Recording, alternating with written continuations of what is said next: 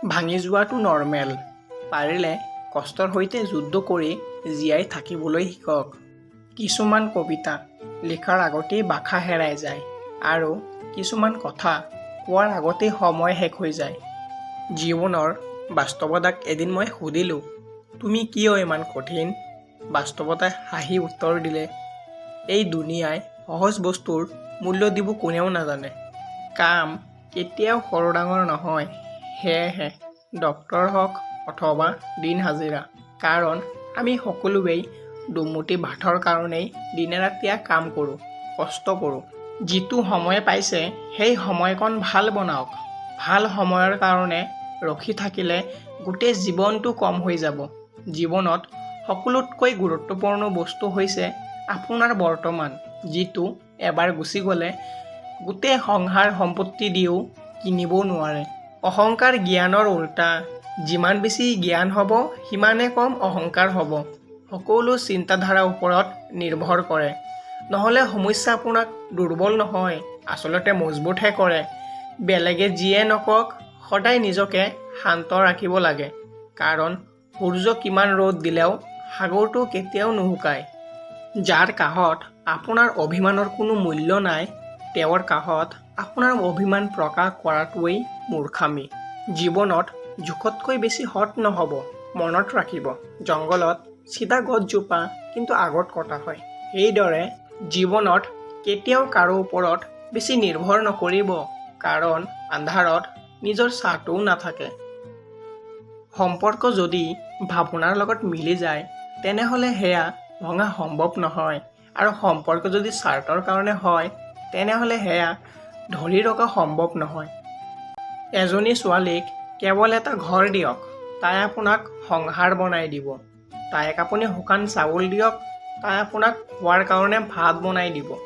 তাইক আপুনি অলপ ভালপোৱা দিয়ক, চাব আপোনাৰ জীৱনটো সুখেৰে ভৰাই তুলিব।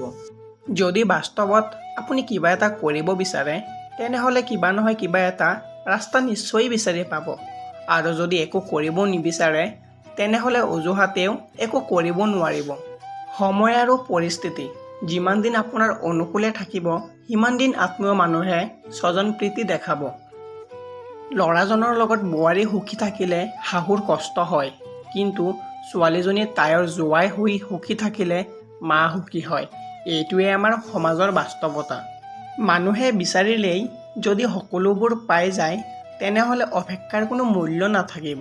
মানুহে বিচাৰিলেই যদি সকলোবোৰ পাহৰি যাব পাৰে তেনেহ'লে স্মৃতিৰ কোনো মূল্য নাথাকিব। কেতিয়াবা তুমি জীৱনৰ পৰা কষ্ট ভোগ কৰিবা। তুমি বেয়া সেইবাবে নহয়, বৰং এইবাবে যে তুমি বুজিব পৰা নাই ক'ত আৰু কেতিয়া ভাল হোৱাটো বন্ধ কৰিব হয়।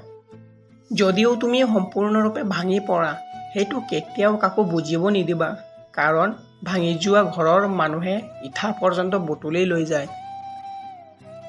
টকা দি সুখ কিনিব পৰা নাযায় সঁচা, কিন্তু জীৱনত সুখী থাকিব হ'লে টকাৰ প্ৰয়োজন হয়। দুটা বস্তুৱে সদায় আমাক সুখী হোৱাৰ পৰা দূৰত ৰাখে, অতীতৰ মাজত জীয়াই থকা আৰু আনৰ সুখক বেছি গুৰুত্ব দিয়া। এজন জ্ঞানী ব্যক্তিয়ে সকলো জানো বুলি কেতিয়াও নাভাবে। সকলো জানো বুলি এজন মূৰ্খহে অহংকাৰ কৰিব পাৰে।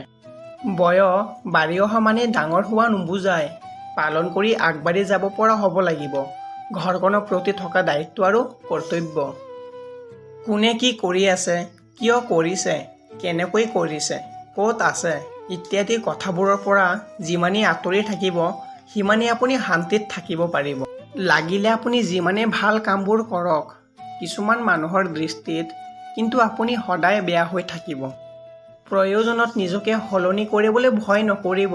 হয়তো আপুনি ভাল কিবা হেৰুৱাব পাৰে, কিন্তু বিশ্বাস ৰাখক সময়ত তাতকৈ শ্ৰেষ্ঠ কিবা প্ৰাপ্তি হ'ব। এডাল জ্বলি থকা মমবাতিয়ে অসংখ্য মমবাতিক উজ্বলাই তুলিব পাৰে, তথাপি পোহৰ কমি নাযায়।